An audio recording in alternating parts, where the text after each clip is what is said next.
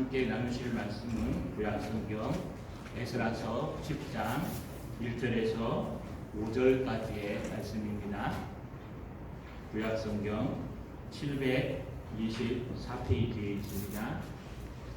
에스라가 하나님의 성전 앞에 엎드려 울며 기도하여 죄를 자복할 때 많은 백성이 크게 통곡하며 이스라엘 중에 백성의 남녀와 어린 아이들의 큰 무리가 그 앞에 모인지라.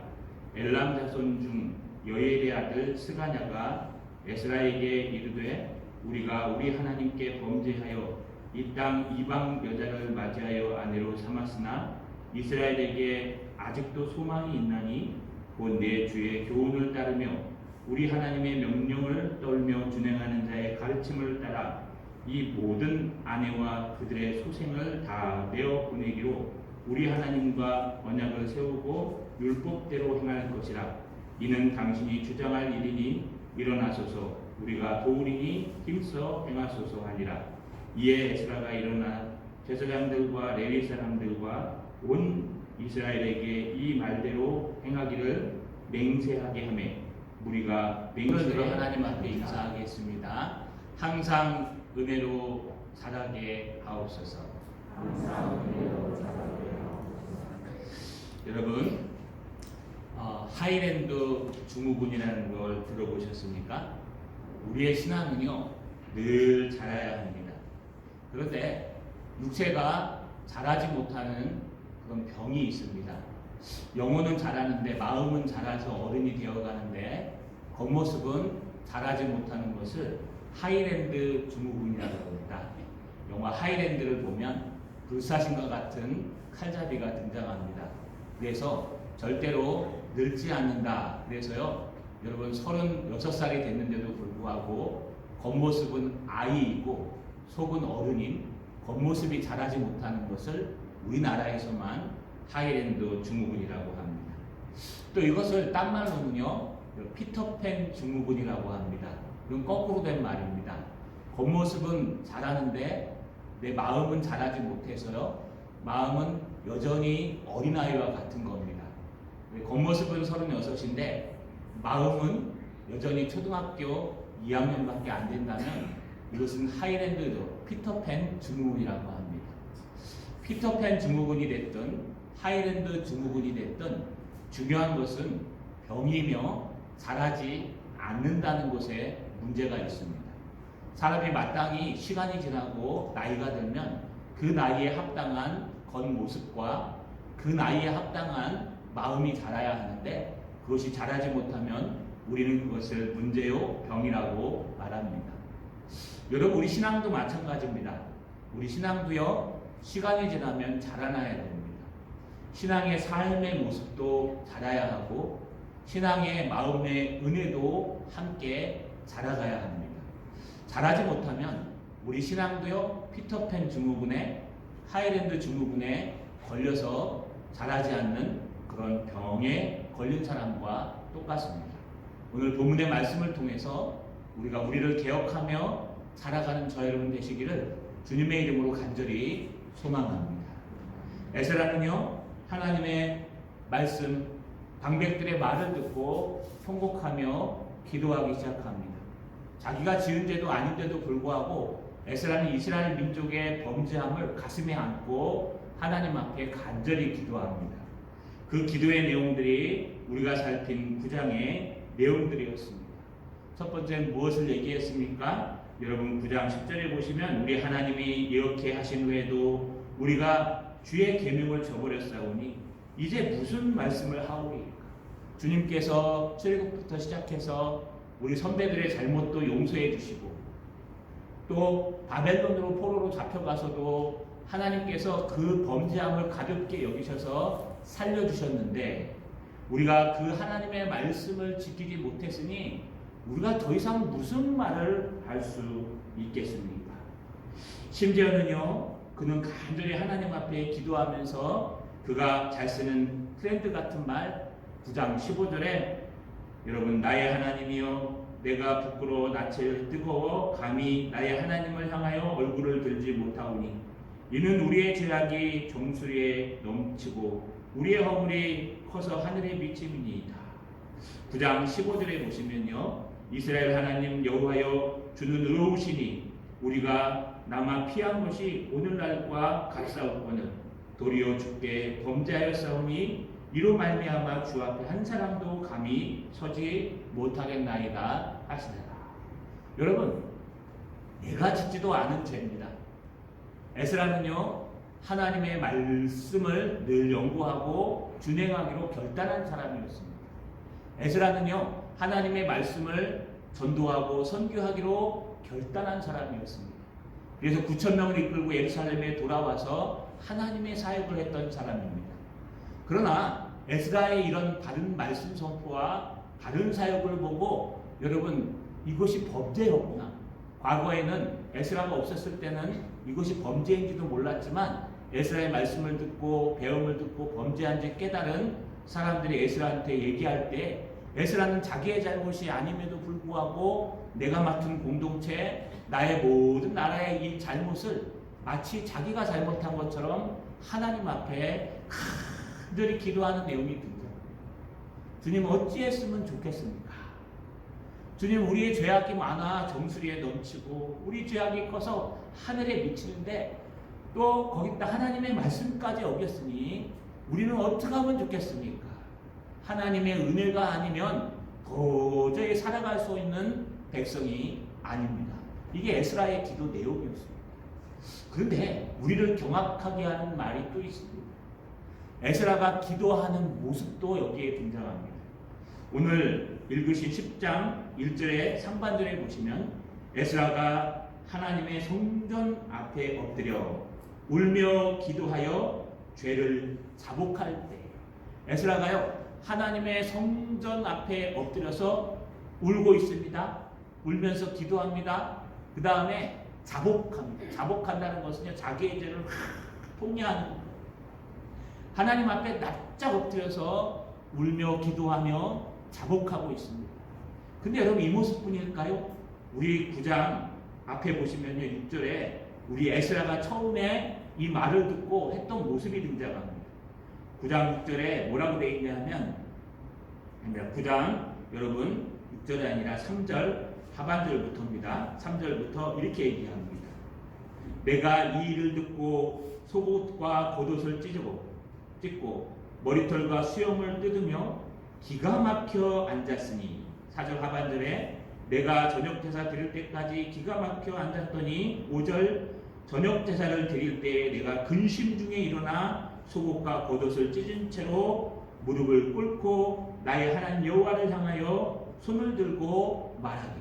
그러니까요, 그 얘기를 듣자마자 에스라는 겉옷과 속옷을 찢고 하나님 앞에 저녁 제사 드릴 때까지 앉아있다가 기가 막혀 앉아있다가 저녁 제사 드릴 때쯤에 무엇을 했습니까? 옷이 찢어진 채로, 머리털이 깎인 채로 하나님 앞에 두 손을 들고 간절히 하나님을 향하여 기도하기를 시작했는데, 어떻게 기도했느냐? 오늘 여러분 1절에 읽으신 것처럼 에스라가 하나님의 성전 앞에 엎드려, 그 손을 들고 엎드린 겁니다. 땅바닥에 엎드려 울며 기도하고, 또 울며 기도하며 어떻게 해요? 자복하고 있었다는 거예요.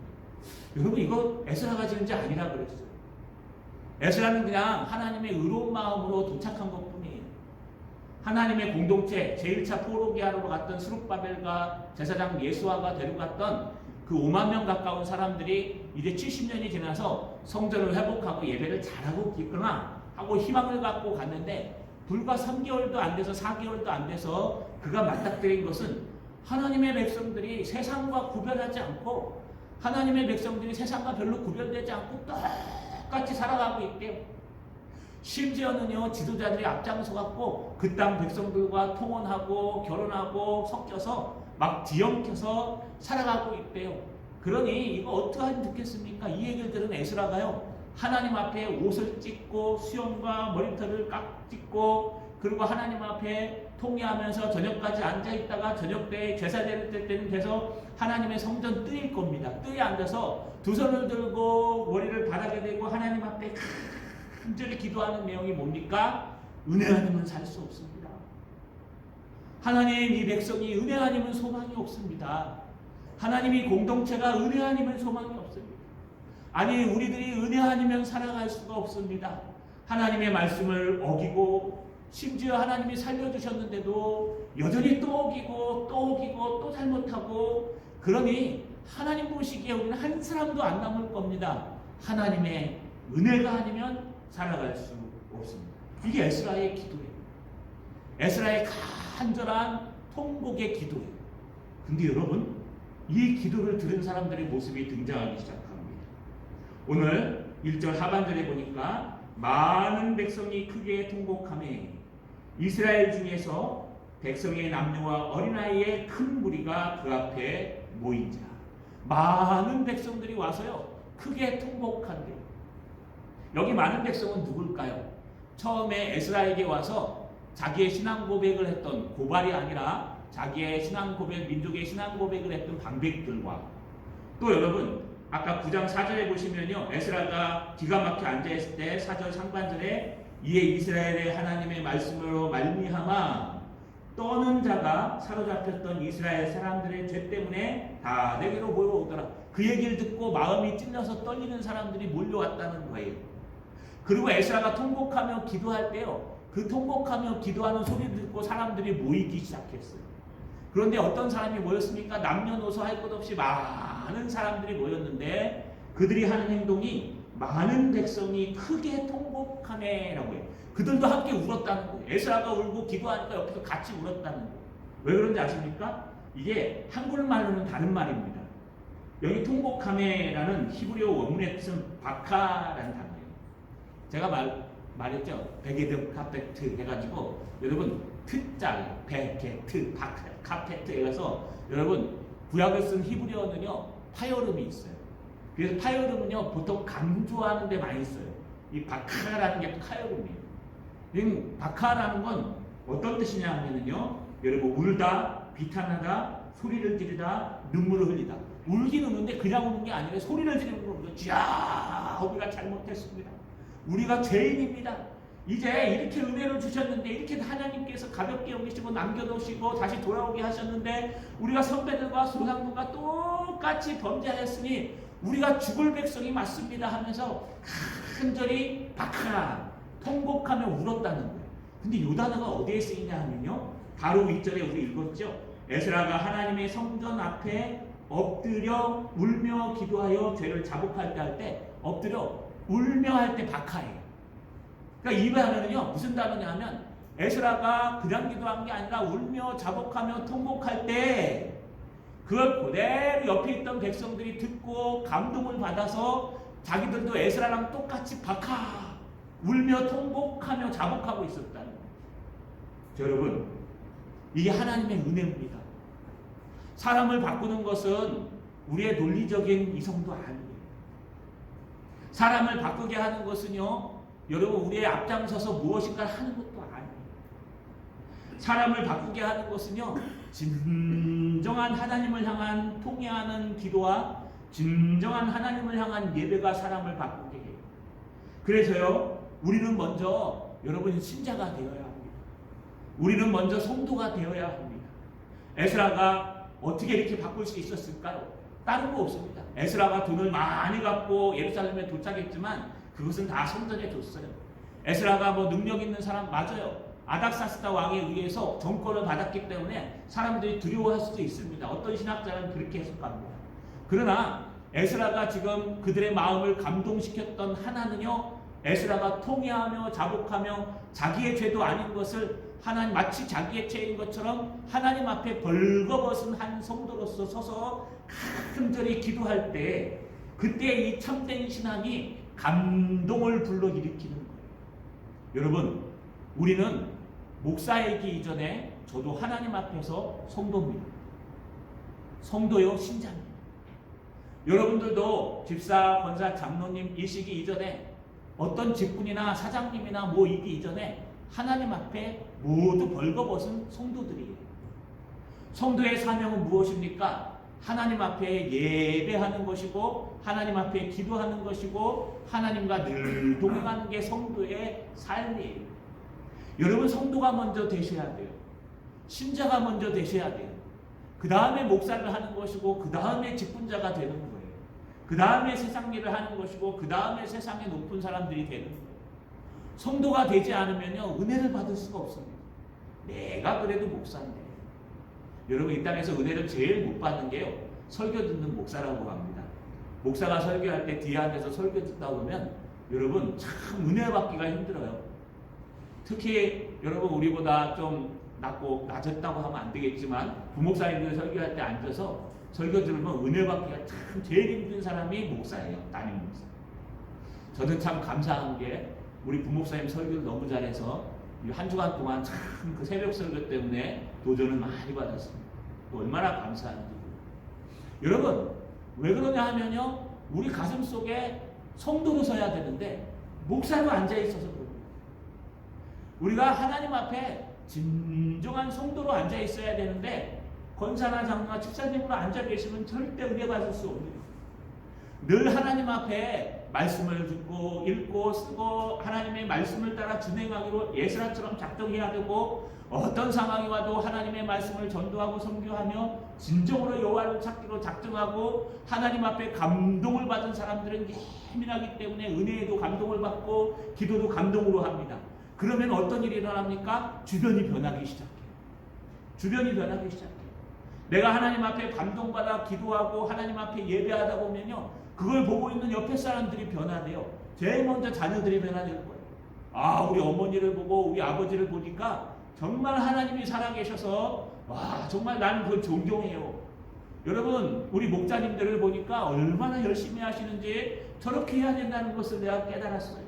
여러분 누가 변화라고 우리가 책망하고 누구를 욕하는 게 아니라 우리가 먼저 변해야 돼요. 동산교회는 목사인 저부터 변해야 하고요.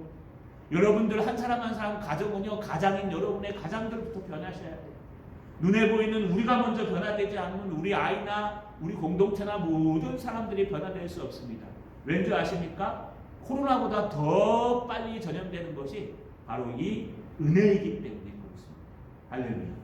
여러분 우리가 감동을 받읍시다. 우리가 은혜를 받읍시다. 순수한 마음으로 여러분의 모든 우리 속된 말로 계급장 띄고 이렇게 얘기하지 않습니까? 계급장 띄고 얘기합시다. 똑같습니다. 내가 갖고 있는 자부심과 내가 갖고 있는 모든 자랑할 만한 것 다 내려놓고요. 하나님 앞에 내가 진정한 예배자인가? 내가 예배 속에서 하나님의 감동을 받고 있는가? 내가 기도 속에서 하나님의 감동을 받고 있는가? 내가 하나님을 만나고 있는가? 여러분 내가 먼저 만나면 내 주변 사람은 따라서 만나게 돼 있다는 겁니다. 자, 여러분 참된 신앙으로 여러분 감동받아 여러분 감동을 증거할 수 있는 저 여러분 되시기를 주님의 이름으로 간절히 소망합니다. 뿐만 아닙니다.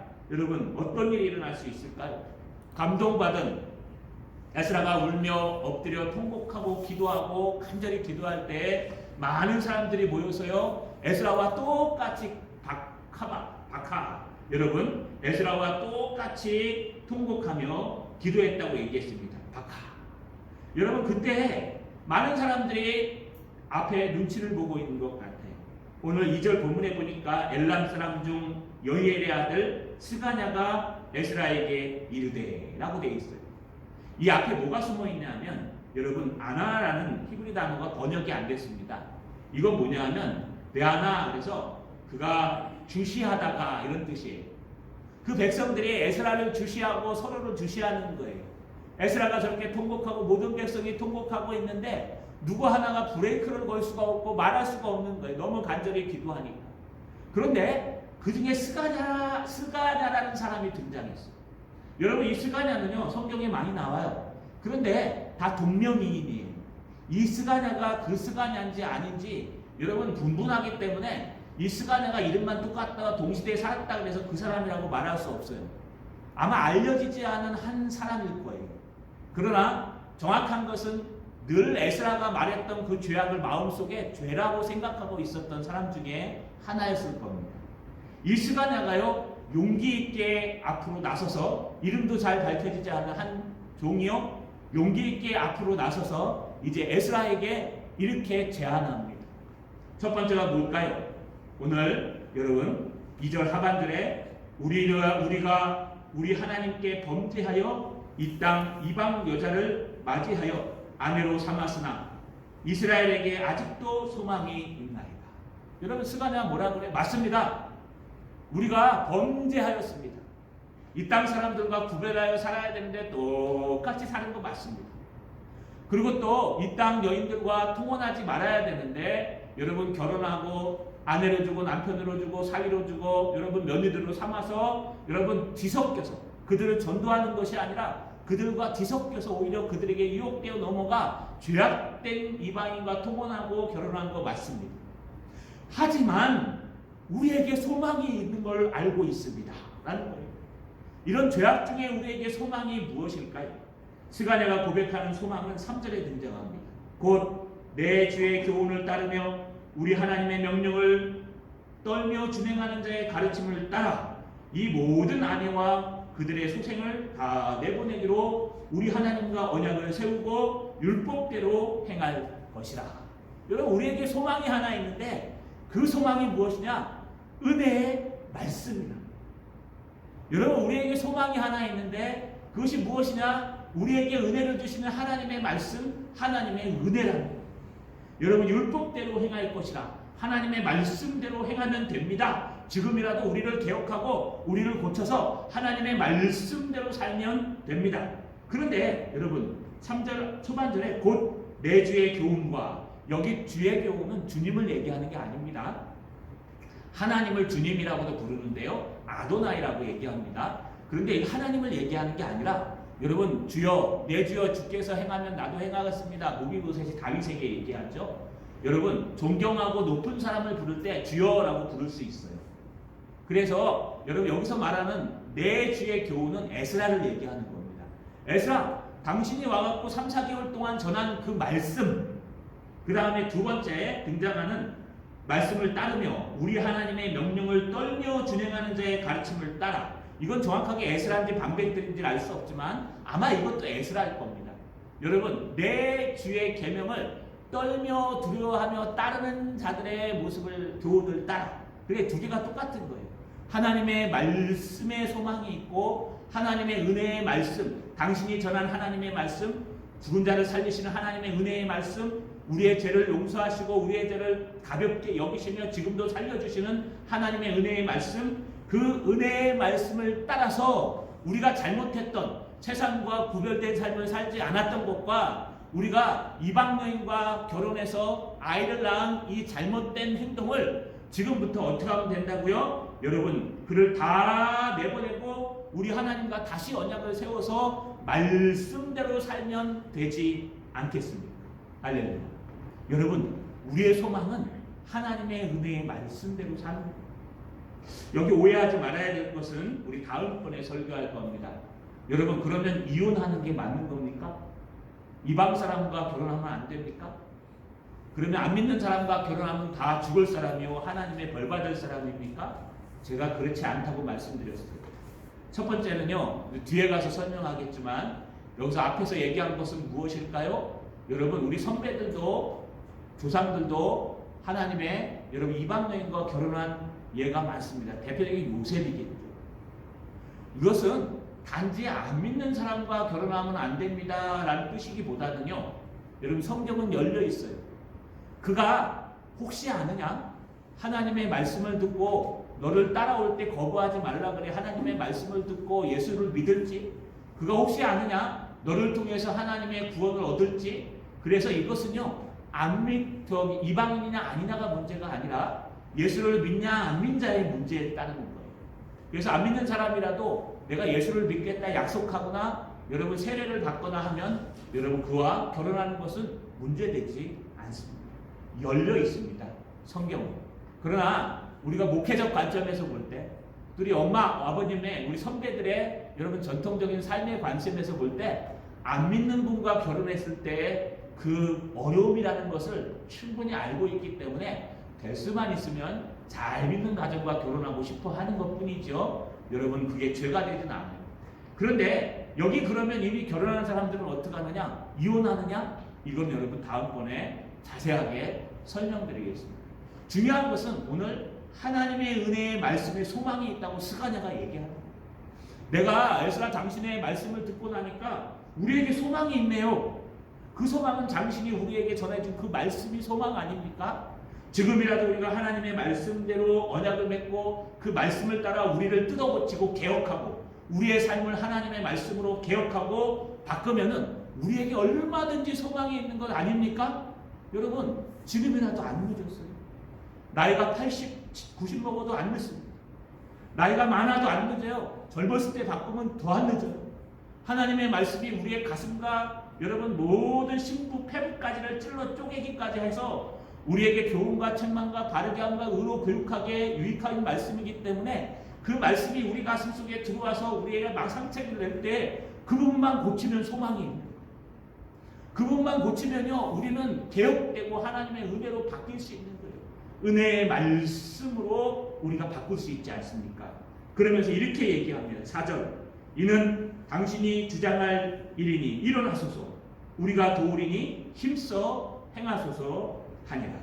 여러분 스가랴가 뭐라 그래요? 이거는 제가 할 일이 아니라 에스라 당신이 하실 일입니다. 일어나십시오. 그리고 힘써 행하십시오. 우리가 어떻게 해서든지 돕겠습니다. 어느 정도요? 최선을 다해서 도울 테니까 에스라 당신이 이 민족을 개혁해 주시옵소서. 여러분 개혁은 많은 데서 일어나는 게 아닙니다. 개혁은 참된 감동을 가진 한 사람으로부터 시작하는 거예요. 코네티켓 불작의 부흥도 한 사람에 의해서 시작됐습니다. 평양대 부흥운동도 몇 사람이 모여서 기도하는데 시작됐어요. 여러분 남이 바뀌는 것이 아니라 내가 바뀌면 하나님의 놀라운 역사가 나타나요. 우리는 많이 남 탓을 합니다. 아이고 내 신랑 때문에 그렇지, 내 아내 때문에 그렇지, 우리 시어머니 또 우리 친정 엄마 때문에 그렇지, 아니야 우리 자식들이 잘못 났지.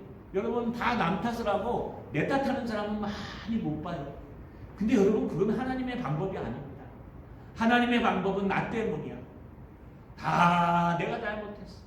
주님 앞에 내가 먼저 무릎 꿇고 하나님 앞에 기도하는 거야.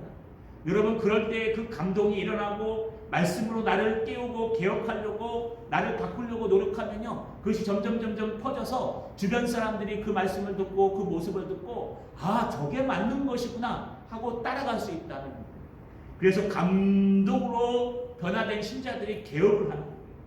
그냥 우리 이거 바꿉시다 저거 바꿉시다 그러면요 불만도 많고 탈도 많습니다. 이제까지 이 몸을 뭐로 바꿉니까? 이제까지 잘했는데 뭐가 문제입니까? 그러나 여러분 하나님의 말씀에 위배된다면 과감하게 바꿀 수 있어야 되는데 그냥 바꿔지지 않아요. 똑똑한 사람이 와서 설명한다고 바꿔지지 않아요. 여러분 우리 논리로는 사람을 바꿀 수 없어요. 설득은 할 수 있지만 그의 마음을 못 바꿔요. 하지만 성령께서는 가능합니다. 할렐루야. 성령께서는 우리의 마음을 바꿔요. 성령께서는 우리 공동체를 바꿔요. 성령께서는 이 나라를 바꿀 수 있어요. 성령께서는 여러분의 사업장을 바꿀 수 있어요. 성령께서는요 그 말씀을 통해서 하나님의 놀라운 역사들을 일으킬 수 있다는 거예요. 바꿀 수 있는 분은 성령 하나님이십니다. 어떻게 바뀌었을까요? 여러분 오늘 말씀해 보니까 5절에 이렇게 기록합니다. 이에 에스라가 일어나 제사장들과 레위 사람들과 온 이스라엘에게 이 말대로 행하기를 맹세하며 무리가 맹세하는지라. 여러분 여기 맹세하다는 단어를 조심하십시오.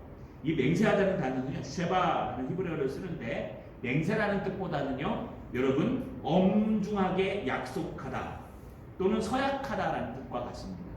그러니까요 다시 말하면 맹세한다는 것은 예수님이 맹세하지 말라고 하셨지 않습니까? 그러나 이거는 맹세라는 의미보단 작정, 다짐이라는 의미가 더 강합니다. 다시 말해서 작정하라, 다짐하라는 뜻이에요. 너가 정말 하나님의 백성으로서 작정하라. 하나님의 백성으로서 다짐하라. 어떻게 다짐해요? 여러분 이에 에스라가 일어나 제사장들과 레위 사람들과 온 이스라엘에게 이 말대로 행하기를. 이 말대로 뭐예요? 이제부터 하나님과 세상 사람들과 구별된 하나님의 진정한 성도로 살겠습니다. 이제부터 내가 잘못된 모든 것들을 뜯어고치고 개혁하겠습니다. 가정일지라도 개혁하겠습니다. 라고 말했던 그 말씀대로 할 거냐? 라고 맹세하겠냐? 다짐하겠냐? 작정하겠냐? 라고 물어보니까요. 여러분 그들이 뭐라 그래요? 우리가 맹세하는지라 모두 다 작정했다는 것입니다. 자, 여러분 개혁은요 작정해야 일어납니다. 작정하지 않으면 절대로 일어나지 않아요. 내일부터 새벽기도 나오기로 작정하십시오. 할렐루야. 네, 걱정하라는 게 아니에요. 이렇게 작정하지 않으면 안 일어나요. 여러분, 새벽기도 막 나오다가요, 안 나오기로 작정하는 게 쉽겠습니까? 안 나오다가 나오기로 작정하는 게 쉽겠습니까? 안 나오기로 작정하는 건 그냥 놔둬도 안 나와요. 왜냐하면 인간은, 여러분, 게으르고 인간은 부족하고 인간은 무질서로 가기 때문에 여러분 뭔가 하나님 앞에 얽매이는 거 굉장히 싫어합니다. 그래서 여러분 하나님 앞에 예배드리고 기도하고 새벽기도 참여하고 하나님 앞에 말씀 읽고 하는 것들은요, 작정하지 않으면 절대로 못해요. 그러나 작정하지 않아도 되는 건요, 그냥 새벽기도 안 나오고 예배 안 나오고 집에서 쉬는 건 작정 안 하셔도 돼요. 왜냐하면 그거는 우리에게 편하거든요. 그러나 하나님은 그렇게 만들지 않았어요. 그래서 우리는 타락한 본성을 갖고 있기 때문에 늘 작정하셔야 돼요. 감동이 오면 하나님께서 주신 감동으로 믿고 작정하셔야 돼요. 여러분, 바울을 아시죠? 바울이 고린도 교회 사역을 할 때 진짜 많이 힘들었습니다. 홀로 고린도에 도착해서요, 그런 브리스길라와 아굴라 집에 얹혀 살면서 그는 사역을 시작했고, 또 그 사역을 할 때 어떤 일들이 있었습니까? 여러분, 막 교회가 갈라지는 일도 있었습니다. 그래서 너무 힘들어서요, 여러분, 안질이 간질로 변해요. 원문을 따져보면. 심지어는요, 말씀을 전하기 싫어서 더 이상 내가 떠들지 않겠다고 할 때 성령께서 쉬지 말아라. 너는 계속 전해야 된다. 아직 들을 사람이 많다. 그래서 1년 6개월 동안 하나님 앞에 신실하게 사역하고, 고린도 사역이 끝날 때 갱그리아 항구로 내려가서 갱그리아에서 머리를 깎았다 그랬어요. 여러분 그때 설교 기억나십니까?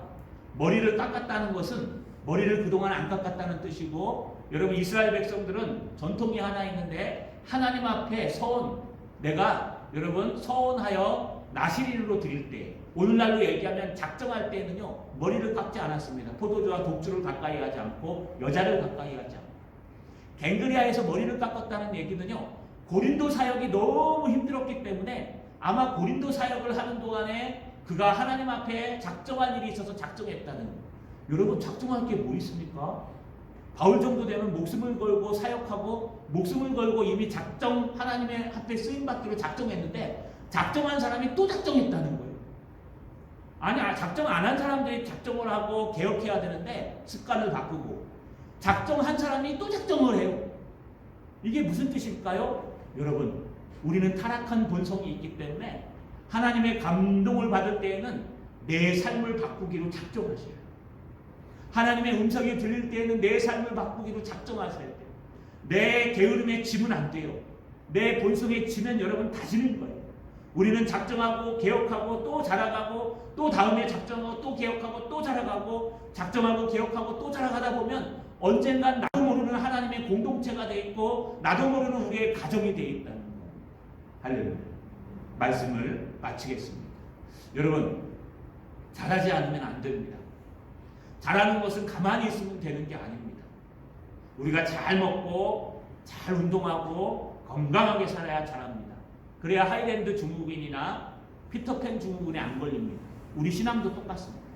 우리 신앙도 먼저 참된 하나님의 성도가 되셔야 합니다. 에스라처럼 하나님의 말씀 앞에, 예배 앞에 서야 합니다. 또 우리에게 감동이 있을 때 여러분 작정하셔야 됩니다. 우리에게 하나님의 감동이 올 때 내가 하나님 앞에 예배하기로 작정하노라. 내가 하나님 앞에 말씀 읽기로 작정하노라. 내가 하나님 앞에 이 잘못된 것을 고치기로 작정하노라. 여러분, 작정하고 또 작정하다 보면 언젠간 우리도 모르게 하나님의 놀라운 일꾼이 되며 역사를 일으키는 부흥의 주역이 된다는 거 꼭 잊지 마시고, 오늘도 하나님의 감동받는 사람, 하나님 앞에 작정하는 분들 되시기를 주님의 이름으로 축원합니다.